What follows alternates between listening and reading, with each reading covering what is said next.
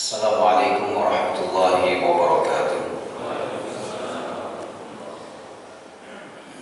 Alhamdulillahilladzi arsala rasulahu bil huda wa dinil haqq liyudhhirahu 'alad dini kullihi wa kafa billahi shahida. Asyhadu an la ilaha illallah wahdahu la syarika lah wa asyhadu anna Muhammadan 'abduhu wa rasuluhu alladzi la nabiyya ba'dah. Allahumma salli wa sallim wa barik ala asyrafil anbiya'i wal mursalin nabiyyina Muhammadin sallallahu alaihi wasallam wa ala alihi wa ashabihi wa man sara ala nahjihi ila yaumiddin, amma ba'd. Qala Allah ta'ala fi kitabihil karim, a'udzu billahi minasy syaithanir rajim, ya ayyuhalladzina amanu taqullaha haqqa tuqatih wa la tamutunna illa wa antum muslimun. Bapak Ibu jemaah ikhwatul iman rahimani wa rahimakumullah, alhamdulillah, puji syukur kepada Allah Subhanahu wa taala, kita kembali dipertemukan pada kesempatan kajian pagi hari ini dalam keadaan sehat walafiat.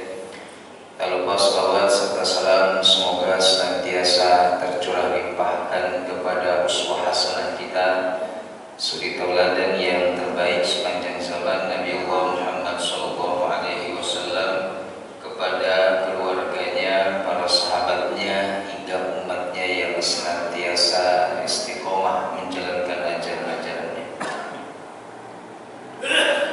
Khotibah rahimani wa rahimakumullah. Tema kita pada kesempatan pagi hari ini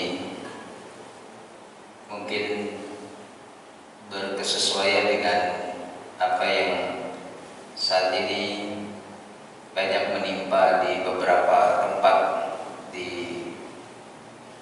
negeri kita,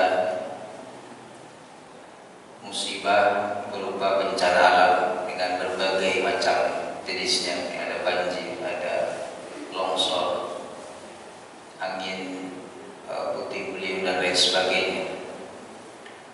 Tetapi yang ingin kita kembali luruskan adalah cara pandang kita terhadap musibah dalam pandangan Al-Quranul Karim.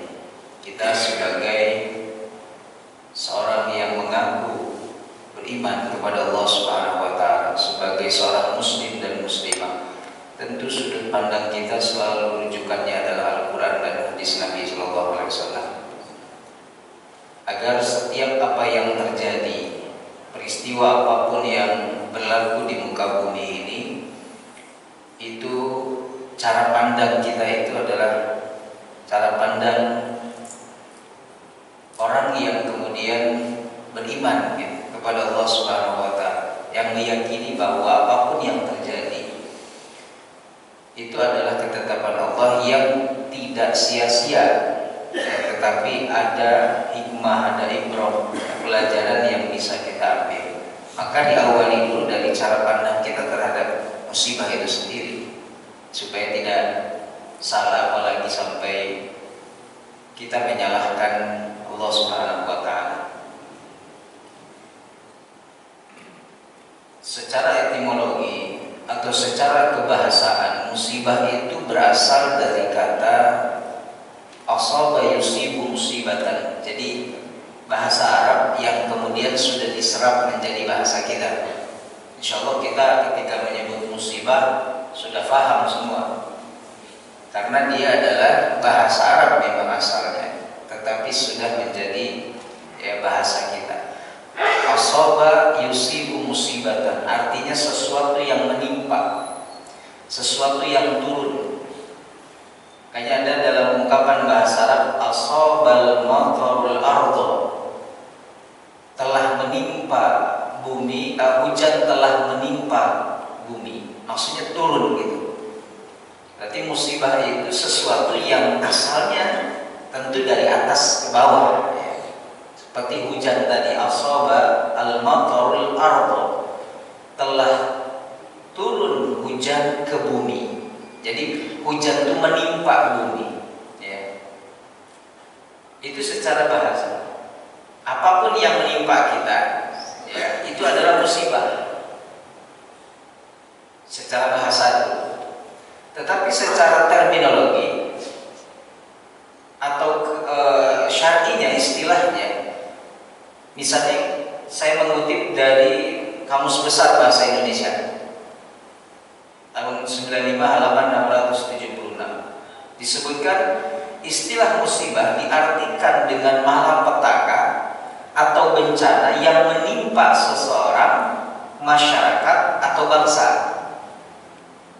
Itu menurut KBBI. Jadi dengan malapetaka atau bencana yang menimpa seseorang, masyarakat atau bangsa. Atau kalau kita bisa simpulkan secara sederhana, musibah adalah setiap apa yang menimpa kita yang tidak menyenangkan. Ya. Jadi judul besar di atasnya itu ujian, gitu Pak. Turunannya ujian itu ada yang menyenangkan, ada yang tidak menyenangkan. Surah Al-Anbiya ayat 35, wa nabluukum bisyarri wal khairi fitnah. Kami uji kalian dengan sesuatu yang tidak menyenangkan. Nah, yang tidak menyenangkan ini jatuhnya musibah namanya. Wal khairi, dan sesuatu yang menyenangkan jatuhnya menjadi nikmat. Kita sering menyebut ujian itu hanya perkara-perkara yang tidak menyenangkan. Padahal ujian itu juga pada perkara yang menyenangkan. Anda sehat, diluaskan rezeki, keluarga sehat, dimudahkan segala urusannya, itu nikmat. Tapi intinya adalah ujian. Intinya kan adalah ujian, ya. Wa nabluukum bil hasan wa balawnahum bil hasanati was sayyi'at. Dalam surat yang lain disebutkan kami uji mereka itu bil hasanat, dengan yang baik-baik, ya, was sayyi'at, dan yang buruk, la'allahum yarji'un, agar mereka itu senantiasa kembali kepada Allah. Jadi judul ujian besarnya ujian, Pak. Yang harus kita luruskan, ujian itu ada yang tidak menyenangkan, itulah yang kita bahas, musibah. Dan ada yang menyenangkan, yaitu nikmat. Maka apa ujian yang tidak menyenangkan? Secara terminologi dalam Al-Quran, menurut pandangan Al-Quran, setidaknya surah Al-Baqarah ayat 155 sampai 157 itu sudah mewakili. وَلَنَبْلُوَنَّكُمْ بِشَيْءٍ مِّنَ الْخَوْفِ وَالْجُوعِ وَنَقْصٍ مِّنَ الْأَمْوَالِ وَالْأَنفُسِ وَالثَّمَرَاتِ. Dan sungguh pasti, ya, berarti ini tidak ada keraguan, sebab diksinya, kalimatnya menggunakan huruf lam. Waladab, lam di situ namanya lam taukid dalam bahasa Arab, adalah lam penegasan bahwa pasti ini, tidak ada keraguan, Bapak Ibu. Sungguh, ditambah lagi ada huruf tasydid, walanabluwannakum. Ya. Ini sudah pasti, ini tidak ada keraguan. Ya, kata Allah, pasti kami akan uji kalian, wahai manusia. Nah, ini disebutkan ayat selanjutnya adalah ujian yang tidak menyenangkannya, Pak, yang itu adalah musibah. Apa saja jenisnya? Di antaranya bisyai'in minal khauf, dengan sedikit rasa takut ujian, Pak. Takut, khawatir, cemas, tidak menyenangkan. Itu adalah suasana yang tidak menyenangkan, perasaan yang tidak menyenangkan, keujian. Ibu, biasa suami ibu pulang kerja jam 5 atau maghrib sudah di rumah. Ini jam 8 malam, belum pulang, belum sampai rumah. Ibu khawatir, cemas. Itu biasa ujian, tapi yang tidak menyenangkannya. Karena sama ibu di WA checklist 1, di telepon nggak nyambung, hanya memanggil. Wah, ibu mulai cemas, khawatir, bahkan mungkin suzon. Ini kemana dulu nih? Nah, jangan-jangan kan sudah gitu. Ya, padahal mungkin suami ibu habis kuota, mungkin lowbat, ya, HP-nya hingga mati, nggak bisa dihubungi karena kena macet, atau ada rapat dadakan ya di kantornya. Tapi kekhawatiran, kecemasan itu adalah ujian yang tidak menyenangkan. Wal ju' dan rasa lapar. Karena yang diinginkan kita, yang menyenangkannya kenyang gitu. Ketika lapar, ya nggak menyenangkan, tidak menyenangkan. Cuman lapar ini kan memang ada yang laparnya memang nggak ada makanan, memang nggak ada yang bisa dimakan. Mungkin itu jatuhnya bisa kepada kelaparan jadinya. Tapi Anda, saya yakin bukan tidak ada makanan di rumah, ada. Ya. Cuman laparnya bisa karena memang harus melaksanakan salah satu perintah Allah yang tidak diperbolehkan kita makan minum. Kita kalau sahur lapar, ujian nggak itu? Ujian. Menahan lapar itu ujian. Tapi ada bukan berarti nggak punya makanan kan Pak, tapi memang sedang menunaikan perintah Allah. Makanan ada, minuman banyak di rumah. Ya. Atau lapar karena ya Bapak sudah banyak yang tidak boleh dimakan Pak. Ya. Seusia Bapak misalkan ya, kan sudah ada beberapa jenis makanan kesukaan Bapak yang sudah dikurangi bahkan tidak dibolehkan. Ya lapar itu Bapak. Ya.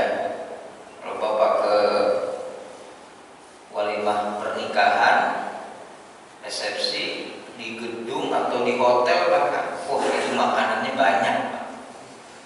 Ya. Jadi ketika Bapak mau ke stand kambing guling, diikutin sama istri Bapak, dicolek dari belakang, Pak, kolesterol. Akhirnya gak jadi ngambil Pak. Ya, lihat ada mie kocok Bandung, datang, dicolek lagi, Pak, asam urat. Ya. Kata Bapak, ayah makan apa dong Mak? Sebentar Mama ambil. Ternyata cuma pepaya. Kayak burung apa? Ya, ya itulah teman-teman Bapak yang lainnya yang masih boleh gitu. Ada yang ngambil, ayo makan, nggak boleh sama istri, kolesterol. Ada yang ngambil ini nggak boleh, asam urat. Ada yang ini nggak boleh gula. Wah, Bapak tuh lapar di tengah makanan yang begitu melimpah. Ya, kan ada yang seperti itu. Itu ujian kan nggak menyenangkan namanya juga. Musibah maksudnya. Ujian berbentuk yang tidak menyenangkan itu musibah. Tapi ada saudara-saudara kita yang di Sumatera sekarang, di 3 provinsi, itu bukan lapar. Mereka nggak ada makanan, masuknya dalam kategori kelaparan. Ya, ada yang memang nggak makan, gimana bisa makan? Bantuan tidak sampai. Ya, semua hancur gitu. Yang tadinya mungkin itu warung lah, ya, pasar hancur. Ya, memang nggak ada makan. Mereka bisa saja bukan lapar, bahkan kelaparan. Wa naqsim minal amwal, kekurangan harta. Ini pun ujian, musibah. Yang nggak punya uang, ya Allah, mana akhir tahun orang pada liburan. Kita ibu cuma dapur lagi, kamar, ruang tamu. Paling ini teras rumah. Ya. Nggak ada uang misalnya, itu musibah. Memang nggak menyenangkan. Wathamarat wal anfus, dan kehilangan nyawa, ya pasti. Kehilangan orang yang kita sayang itu adalah musibah. Wathamarat dan buah-buahan. Wa basyiris sabirin, tapi kata Allah, berilah kabar gembira atau bergembiralah orang-orang yang sabar. Siapa mereka? Alladzina idza asabathum musibah, kalimat itu. Yaitu orang-orang yang apabila tertimpa kepada mereka musibah yang tadi, sesuatu yang gak menyenangkan itu, lapar lah, cemas, khawatir, gak punya uang, kemudian kehilangan nyawa, itulah musibah. Tapi orang yang sabar adalah ketika tertimpa itu semua, qalu, mereka berkata, inna lillahi wa inna ilaihi raji'un. Sesungguhnya semua berasal dari Allah, kembali kepada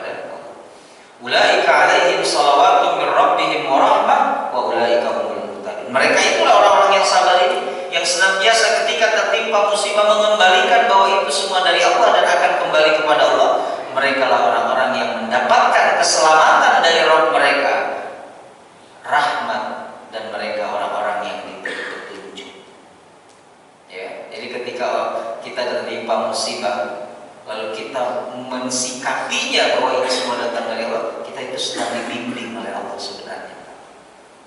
Karena ada orang yang kemudian jauh dari bimbingan Allah, maka musibah dianggap sebagai ya macam-macam lah suzonnya kepada Allah. Ya, Allah nggak adil lah, kenapa saya lah, ya, kenapa bukan si fulan harusnya, kenapa kemudian kami yang kena musibah ini, kenapa tidak Bekasi, Jakarta yang lebih banyak maksiatnya. Nah ini jauh dari bimbingan yang seperti itu. Lalu yang kedua, itu baru pengertian dari sisi pengertian menurut Al-Quran yang kita harus luruskan. Yang kedua adalah jenis musibah di dalam Al-Quran. Memang kalau dirinci ya atau diperluas, musibah menimpa satu negeri, misalnya apa yang menimpa negeri kita saat ini, itu bisa karena beberapa faktor. Satu, karena faktor geografis. Suka atau tidak suka, negeri kita terletak di bawah patahan atau lempengan bumi. Ya, mungkin dari Sabang sana terus disisir di laut-laut selatan, pantai selatan, Pulau Sumatera, Pulau Jawa mungkin ya, seperti dari ujung pulau nanti Pelabuhan Ratu, seperti itu patahan bumi. Kita Jepang itu memang secara letak geografis kita harus terima kita berada di patahan bumi. Ya. Secara geografis juga kita banyak gunung Merapi yang masih aktif. Salah satu gempa adalah istilahnya gempa vulkanik.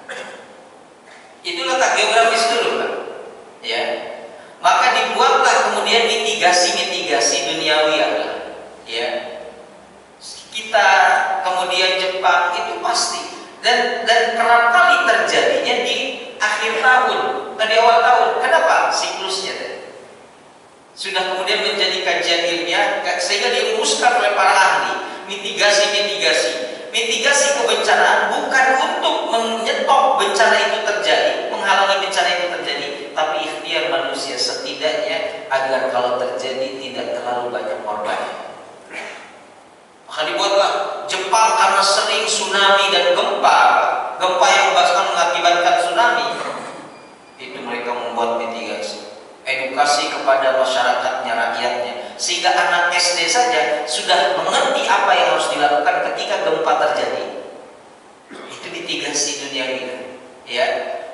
Dan ikhtiar kita harus sah-sah saja, tapi bukan untuk menghentikan ini tidak boleh terjadi ya. Ini jangan terjadi kan, ya. Maka letak geografis kita ya kita syukuri. Sehingga ada yang nanya, Ustaz, kok saya nggak pernah dengar ya di Mekah, Madinah gitu gempa misalkan.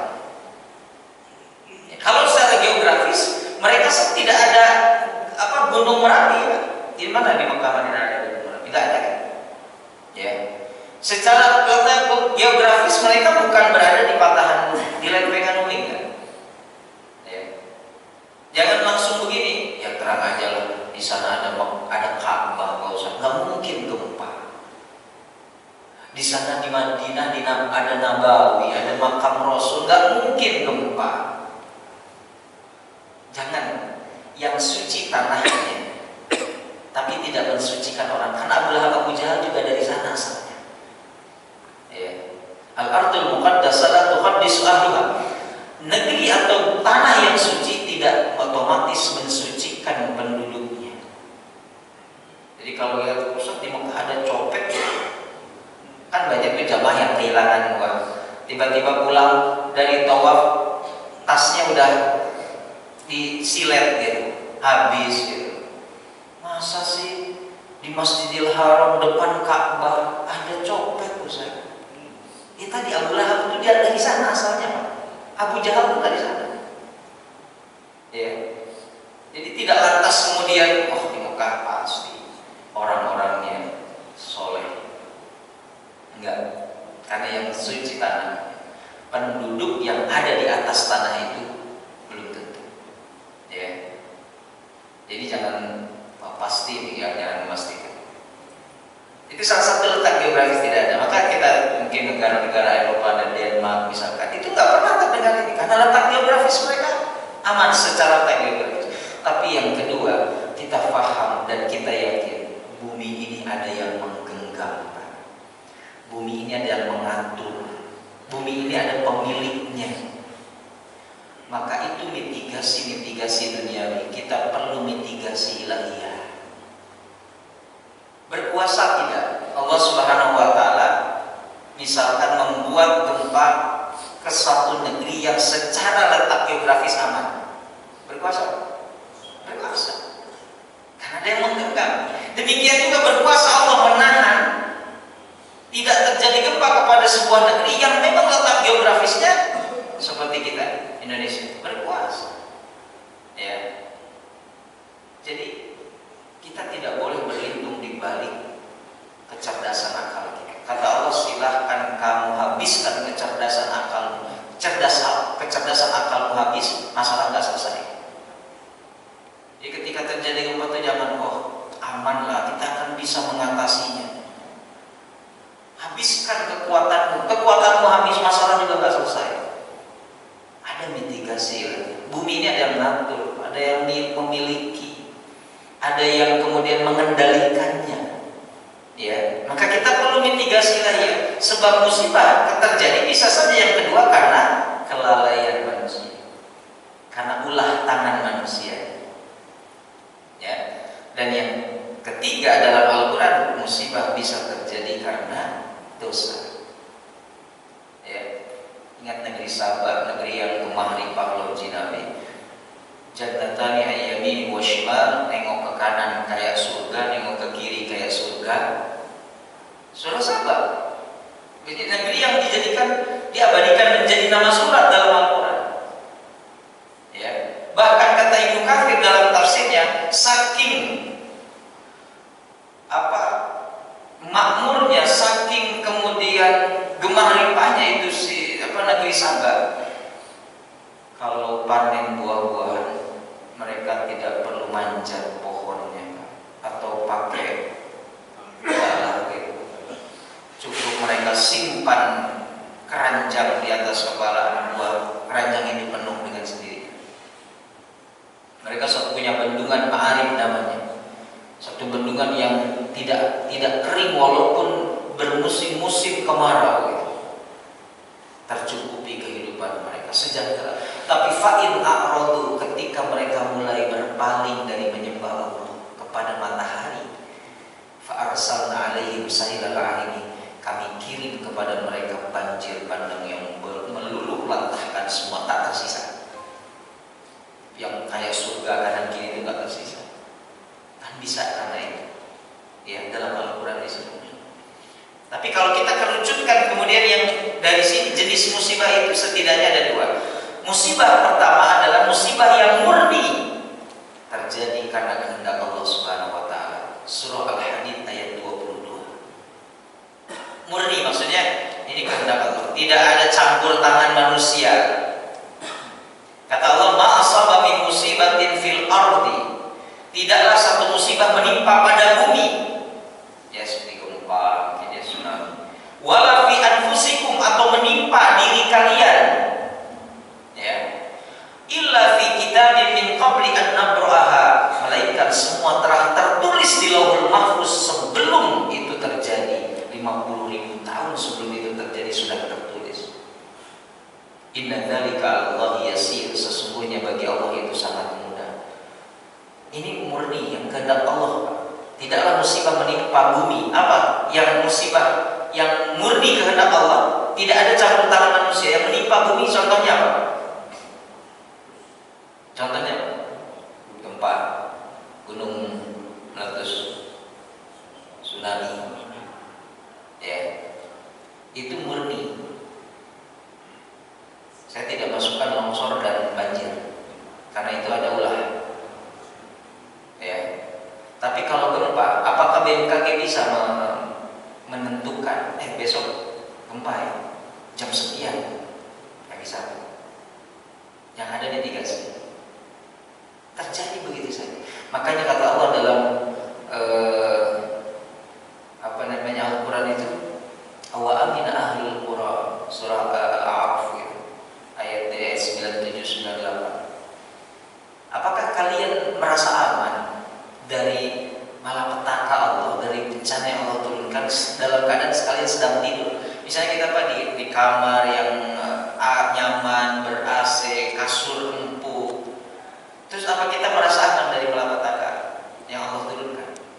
Sedang kalian dalam keadaan tidur. Kan banyak terjadi itu justru lagi pada tidur. Apakah kalian merasa aman di ayat selanjutnya dari malapetaka yang turun di waktu duha, sedangkan kalian sedang main, sedang beraktivitas? Ya. Jadi di dua waktu itu sebagai sebuah contoh. Waktu pertama malam lagi tidur enak gitu, apa merasa aman? Yang kedua lagi beraktivitas, yang kita mungkin bisa lari maksudnya. Kalau terjadi apa-apa merasa aman? Enggak. Ya. Makanya ini musibah murni kehendak Allah. Sehingga manusia itu dalam konteks nomor satu ini, kalaupun terjadi korban, ya korbannya bisa muslim, bisa di luar Islam, bisa orang kafir, sama saja.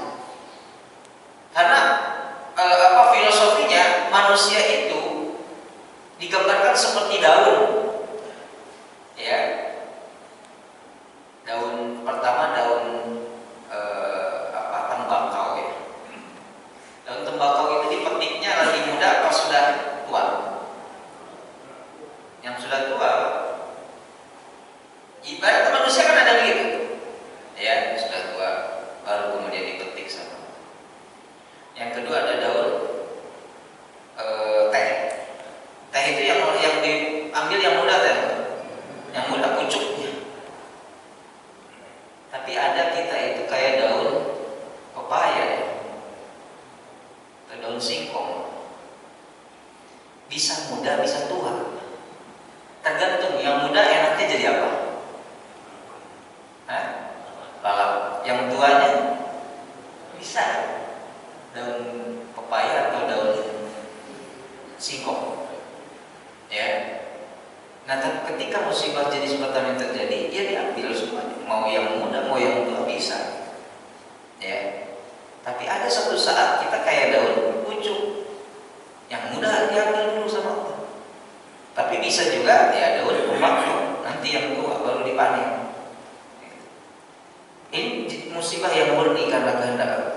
Tidak ada campur tangan manusia. Nah, jenis musibah yang kedua terjadi karena ulah manusia. Surah Ar-Rum ayat 41. Zaharul fasadu fil barri wal bahri bima kasabat aydin nas. Telah tampak kerusakan di darat dan di lautan disebabkan ulah tangan manusia. Liyuziqahum ba'dal ladzi 'amilu, agar mereka merasakan akibat perbuatan mereka. La'allahum yarji'un, agar mereka sadar. Nanti saya masukkan itu kayak musibah, banjir, longsor, itu ada ulah tangan manusia, ada kelalaian dan keteledoran manusia. Betul semuanya terjadi karena kehendak Allah, karena yang menggenggam. Tetapi pada prinsipnya ada tangan-tangan jahil yang kemudian merusak. Ya. Jadi jangan begitu, ini qadarullah ya, jangan qadarullah dulu. Tapi introspeksi dulu kata Allah. Memang Allah menurunkan keburukan enggak? Keburukan itu terjadi karena ulah kita. Sebab yang Allah turunkan air yang penuh dengan keberkahan, tidak banjir yang Allah turunkan. Wa nazzalna minas sama'i ma'an mubarakah, dalam surah Qaf ayat 9. Kami turunkan dari langit itu air yang penuh berkah. Fa'ambatna bihi, lalu kami tumbuhkan dengan air itu apa? Pepohonan, buah-buahan, biji-bijian. Kebaikan kan itu. Ya, tapi jadi rusak, jadi kerusakan bukan karena Allah menurunkan banjir, tapi karena ulah kita. Ya. Karena ulah kita. Kalau tadi yang menimpa bumi gempa, ya yang kehendak Allah, yang menimpa kita apa? Kematian. Itu kan nggak ada ulah kita, nggak ada campur tangan manusia. Tapi kalau ini ada campur tangan kita. Bapak misalnya punya riwayat darah tinggi, kolesterol darah tinggi, sudah dipantang, tidak boleh. Lalu ke dokter, kata dokter, Pak, jangan kurangi ya yang asin-asin. Ya, jangan makanlah yang kalau bisa nggak usah rebus tanpa garam gitu, Pak. Tapi kan Bapak itu susah, karena Bapak Ibu kan kalau makan harus ada ikan asin. Wajib itu. Bahkan kalau bikin spaghetti saja toppingnya ikan asin. Orang keju toppingnya sama daging cincang, Bapak Ibu ikan asin, saking mania sama ikan asin. Tapi harus di stop nih Pak. Ya baik, gitu aja di depan dokter. Nah ini obat untuk mengendalikan darah tinggi. Minum ya. Terus kalau sarapan pagi apa? Ya saya sih gorengan 1, cuma 8 item. Bala-bala 1, tempe 1, tahu 1 gitu ya. Saya kalau ditanya makan gorengan saya makan 1 aja, cuman itemnya beda-beda. Yang penting kan 1 gitu. Ya. Nah ternyata Bapak Ibu pulang ke rumah minta lagi gorengan pagi-pagi sama anak. Terus kata anaknya, "Ma atau ayah, kan kata dokter udah dokter kayak Allah aja mantu. Ma, Pak ini Ma minum obatnya, obat tuh racun. Udah Bapak makan lagi ikan asin, Bapak makan lagi gorengan, bisa." Terus Bapak kena stroke. Pertanyaan saya, ini musibah nomor 1 atau nomor 2? Nomor 2. Jangan orang lupa. Ya saya kena stroke. Bukan, itu karena ulah kita juga. Ya, karena ulah kita dengan cara atau gaya hidup kita yang tadi sudah dikasih tahu gini-gini. Kita tetap aja. Enggak lah, dokter itu kayak Allah aja, ngatur-ngatur. Ya, obat ini racun, Bapak udah makan kan? Gitu ya. Nah ini yang harus sampai bahwa ada jenis musibah yang karena ulah kita. Tapi kalau Bapak pola hidupnya, gaya hidupnya sudah sehat, hanya Bapak nggak merokok, gaya hidup sehat, rajin olahraga, lalu tetap terkena kanker paru-paru, jenis ke-1 dulu. 1. Ya, sebagai bentuk ujian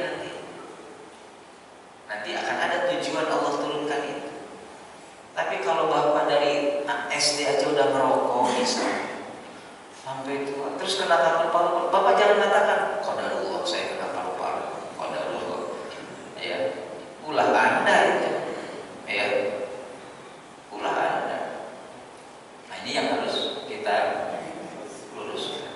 Maka nanti akan dilihat loh ini yang karena takdir sebagai bentuk ujian, tujuannya nanti. Nah ini karena makanya ayatnya terakhir kata Allah, Allahu yarji'un, kamu tuh supaya sadar, rujuk tuh kembali itu supaya eling sadar sama saya. Ya, apa yang kamu lakukan? Karena bahasanya Allah liyudhiqahum, agar kamu merasakan ba'dal ladzi ma'amilu, sebagian yang kamu sudah perbuat, kamu rasakan. Kalau kamu rasakan itu akibat ulah kita, Pak, bukan karena kehendak Allah, murni bukan, karena ulah kita, ya terjadilah itu. Karena Allah sudah berpesan, wala tusidu fil ardi, jangan berbuat kerusakan yang di muka bumi. Allah pesan itu. Nanti kerusakannya akan kembali lagi kepada yang rugi siapa? Kita juga manusia. Ya. Itu pesan Allah, jangan berbuat kerusakan. Ya. Orang yang berbuat kerusakan nanti akibat kerusakannya balik lagi, bukan saja kepada dia, orang yang kemudian gak berbuat kerusakan juga bisa kena. Itu dahsyatnya kezaliman dalam bentuk pengerusakan. Yang nggak ngerusak juga kan kena. Makanya itu mereka yang kemudian protes, gitu. Karena mereka nggak merasa. Tapi itulah, kalau udah kena semua kan, kayak daun singkong atau daun pepaya, kena semua. Yang tua mau yang muda petik, gitu kan. Yang ketiga, ada yang namanya tujuan musibah di dalam Al-Quran dan hadis Rasulullah SAW. Apa yang kemudian kita yakin? Pertama, semua yang Allah turunkan ada tujuannya. Tidak ada yang sia-sia. Rabbana ma khalaqta hadza batila. Apa yang Allah sudah tetapkan nggak ada yang sia-sia. Yang sia-sia itu karena pola pikir kita, keimanan kita yang memandang itu seolah sia-sia. Pertama, Allah menurunkan musibah. Yang pertama karena tujuannya yang sebagai ujian.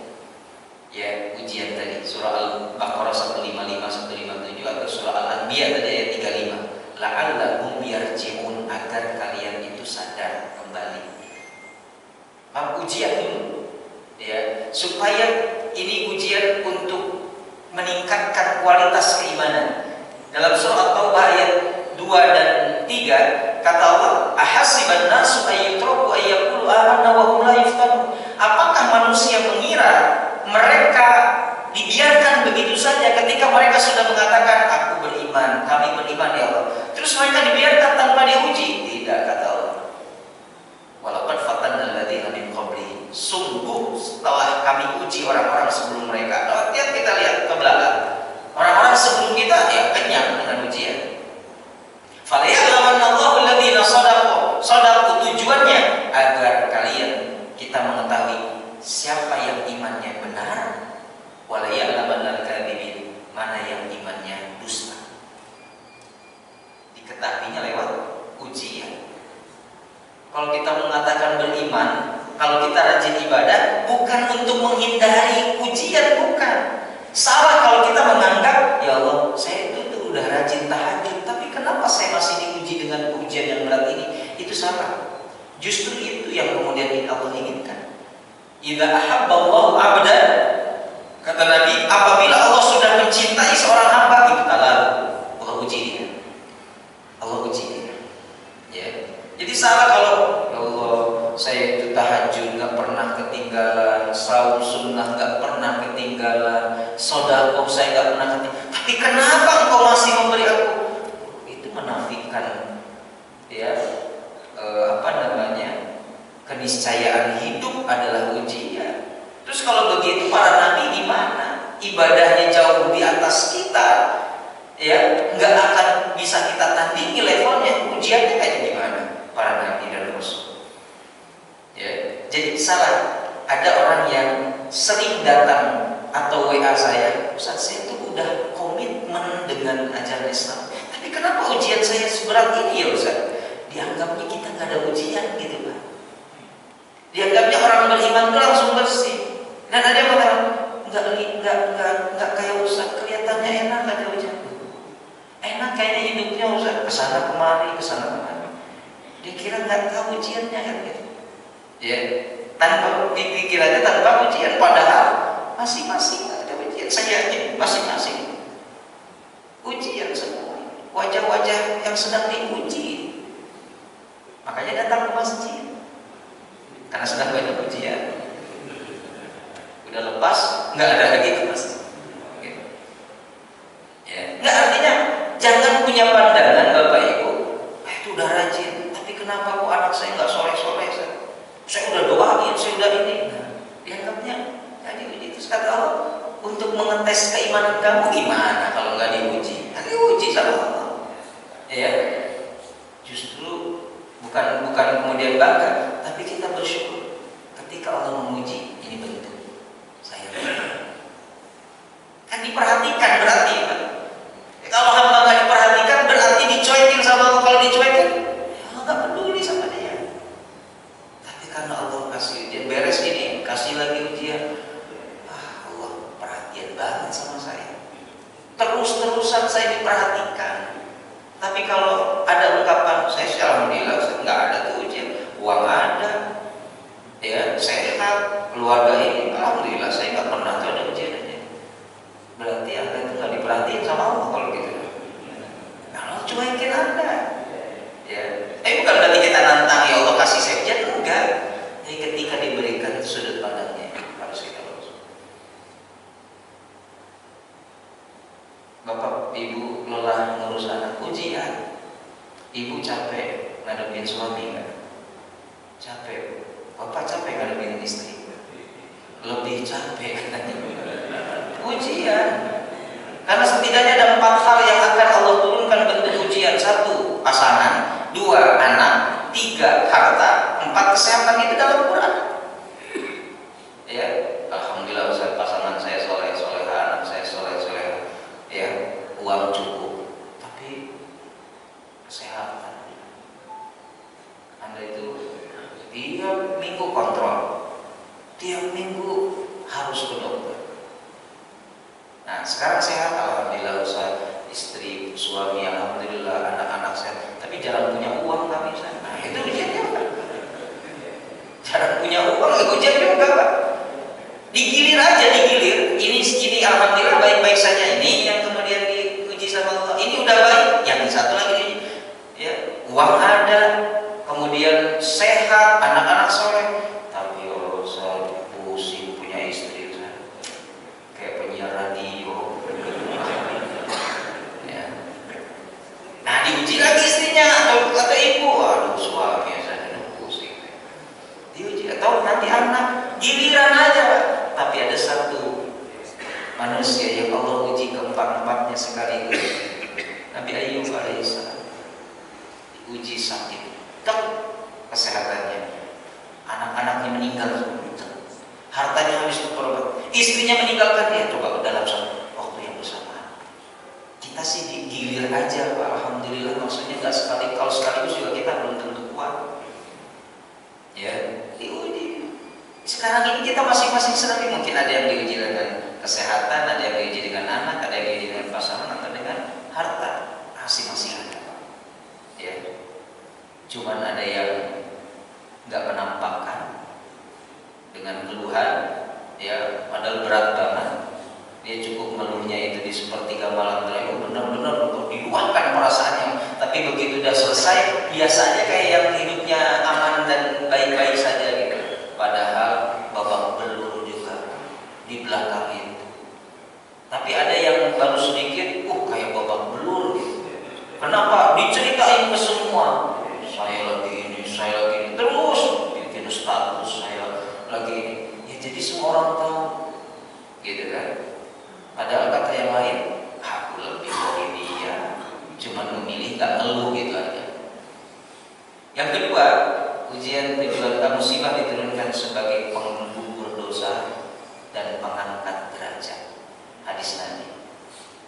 Kata Nabi, tidaklah seorang muslim tertimpa musibah, apakah berupa kesedihan, kegelisahan, rasa takut, rasa lapar, bahkan duri yang mengenai kulitnya, melainkan itu penggugur dosa dan kesalahan. Jadi kita kemudian ketika tertimpa itu, inilah cara Allah menggugurkan dosa saya. Kan enak gitu. Ya, nah, inilah cara Allah menggugurkan dosa dan kesalahan saya.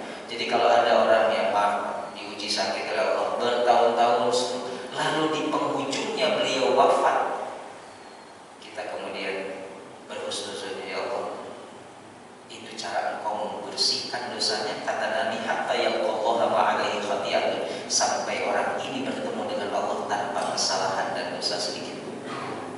Jadi jangan kemudian lihat dia itu kena stroke, itu kan karena lagi masa mudanya tuh. Itu kan karena dia begini-begini. Enggak, jangan begitu. Ya, karena bisa saja itu cara Allah menggugurkan dosa-dosanya. Ketika dia di akhirnya wafat, dia bertemu dengan Allah tanpa dosa dan kesalahan sedikit. Coba Pak, kalau orang yang sudah dibersihkan dosanya bertemu dengan Allah, surga kan tempatnya. Ya, jadi kalau kita diuji sakit, maksudnya ini cara apa aja? Diuji sakit gigi lah, sakit kepala lah, vertigo kamu. Cara Allah menggugurkan dosa. Itu jauh lebih kuat, menjadi imun, Pak. Meningkatkan kekebalan tubuh kita. Ketika kita punya pola pandang seperti itu, pola pikir ya, mindset seperti itu tuh jauh lebih, bahkan bisa mempercepat kesembuhan. Nah, ini cara Allah menggugurkan dosa ya. Alhamdulillah. Alhamdulillah. Atau mengangkat derajat, kata Nabi, seorang hamba sudah ditetapkan satu level di surganya Allah, tapi dia tidak bisa meraih level tersebut dengan ibadahnya, kecuali Allah turunkan kepadanya musibah pada hartanya, pada jiwa dirinya, atau pada anak-anaknya. Lalu dia bersabar sehingga dia sampai ke level itu. Itu jadi husnuzon kita. Ketika ditimpa musibah, kita husnuzonnya, mungkin saya sudah ditentukan satu level di surga, tapi saya nggak bisa raih dengan ibadah saya, kata Nabi. Nggak bisa diraih, tapi dengan musibah, maka dia bersabar naik ke level. Dan yang ketiga, musibah tujuannya diturunkan oleh Allah sebagai peringatan agar kita introspeksi. Surah Al-Rum tadi ayat 41 dan surah Al-Anbiya ayat 35. Introspeksi, Pak. Tapi yang introspeksi introspeksi, mohon maaf, bukan saja orang yang tertimpa musibah, kita yang kemudian masih dihindarkan oleh Allah dari musibah itu. Itu kan sinyal saja, Allah ngasih sinyalnya random ke sini, ke sini, ke sini. Tapi sinyal itu, peringatan itu untuk siapa? Semua kan pada hakikatnya.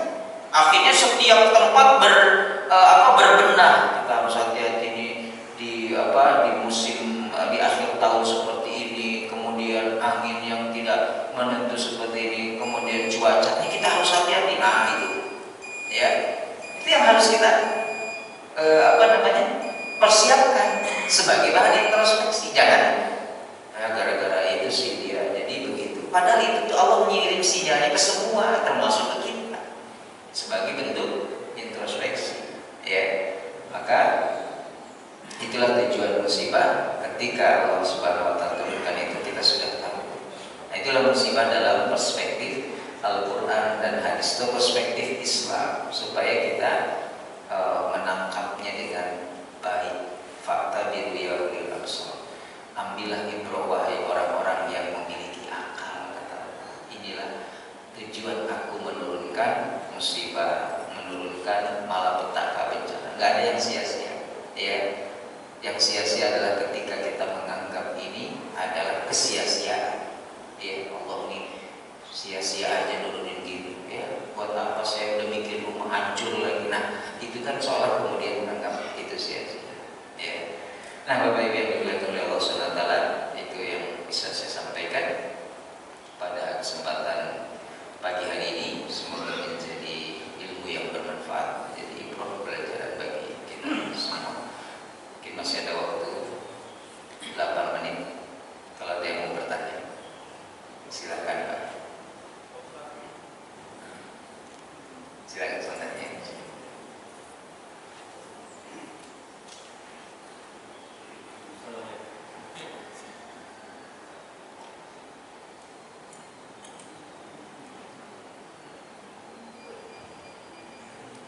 Assalamualaikum warahmatullahi wabarakatuh. Terkait dengan musibah ini, saya menanyakan kaitan dengan salah satu ayat, yaitu surat Al-Hajj ayat 35. Alladzina idza dzukirallahu wajilat qulubuhum wastabiri ala ma asabahum wa yuqimis shalah wa yunfiqu mimma razaqnahum. Yaitu orang yang apabila orang yang sebut nama Allah bergetar hatinya dan dia bersabar atas musibah yang dihadapinya, dan dia mendirikan sholat dan menginfakkan rezeki yang dimilikinya. Apa kaitannya dengan infak dan sholat tadi pada saat kita musibah, di mana orang musibah bahkan dia tidak memiliki apapun? Terima kasih. Kaitannya tentu dengan ayat firman Allah di surat Al-Baqarah, wasta'inu bis-sabri was-shalah, salah satunya itu.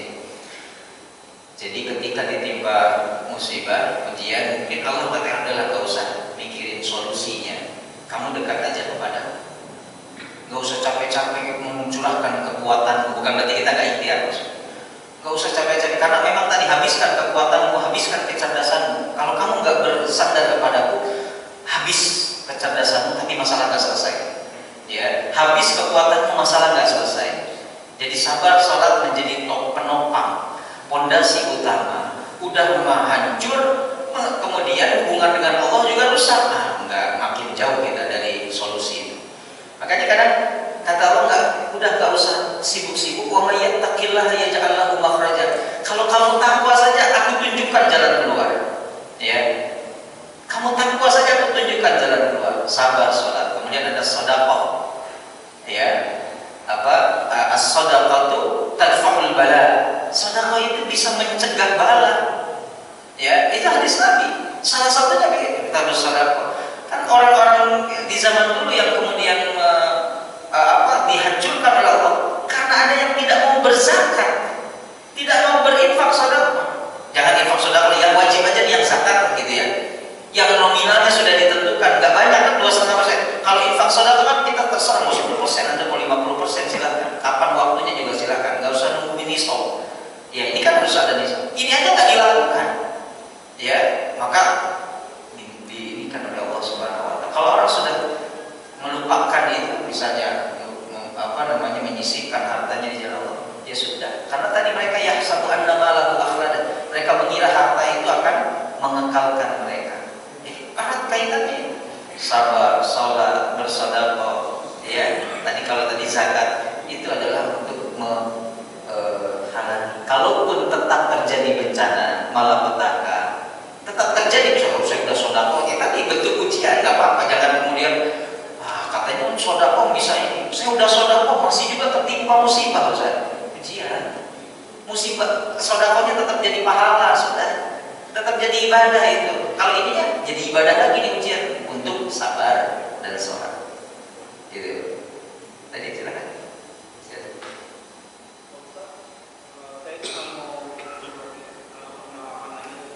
Ya.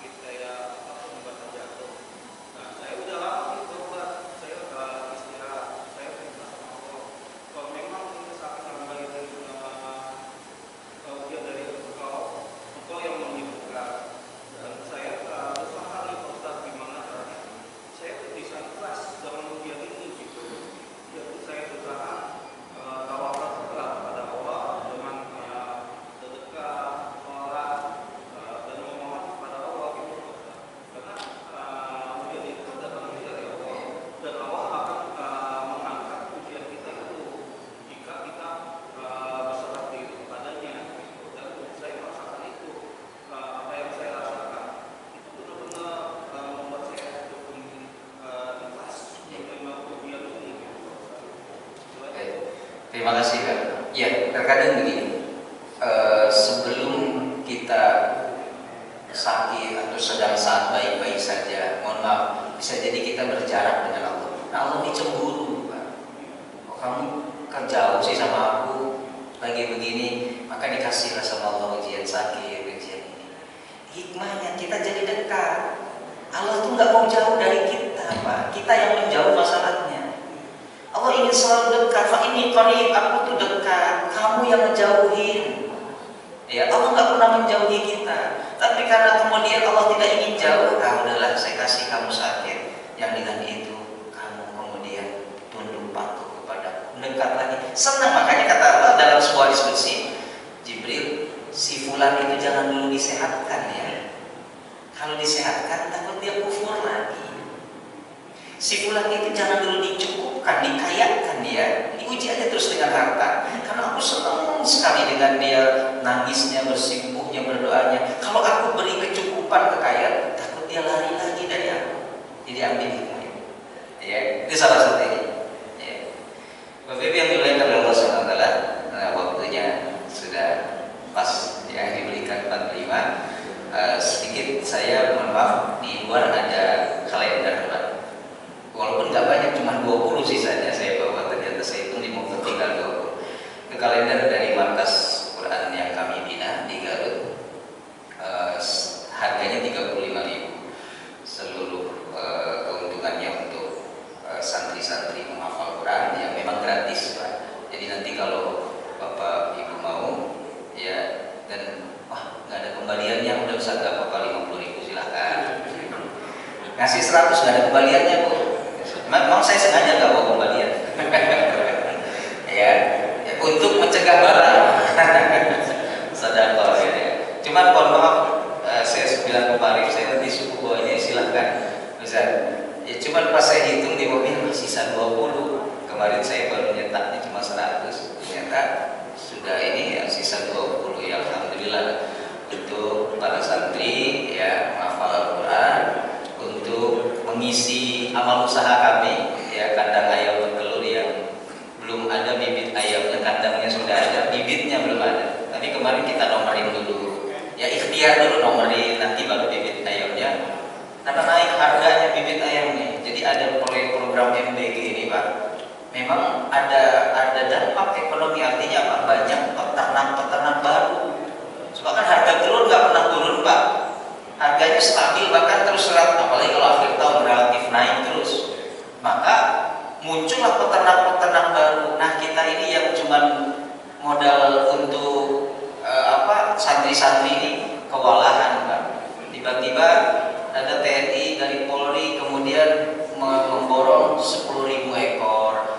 50.000 ekor, kita yang cuma mau 1.000 aja susah banget gitu Pak. Karena udah diborong sama yang dananya, uangnya nggak berseri gitu Pak. Jadi ini salah satunya untuk kita mudah-mudahan di awal tahun kita bisa mengisi 1.000, masih kurang 350 ekor lagi nih Pak dananya. Satu ekornya sudah 100.000. Saya beli waktu 2000. Kita sudah pernah tahun 2000. Tapi ini siklus yang harus diganti 5 tahun. Ya, ayamnya harus diganti, kandangnya harus direnovasi. Itu masih 55.000. Sekarang 100.000. Jadi kalau 1.000 ekor 1 juta. Kalau dulu 1.000 ekor 50 juta. Jadi dapat 2.000 sebenarnya kalau dulu. Ya, tapi ala kulli hal insyaallah Allah Ar-Razzaq, Allah berikan rezekinya insyaallah.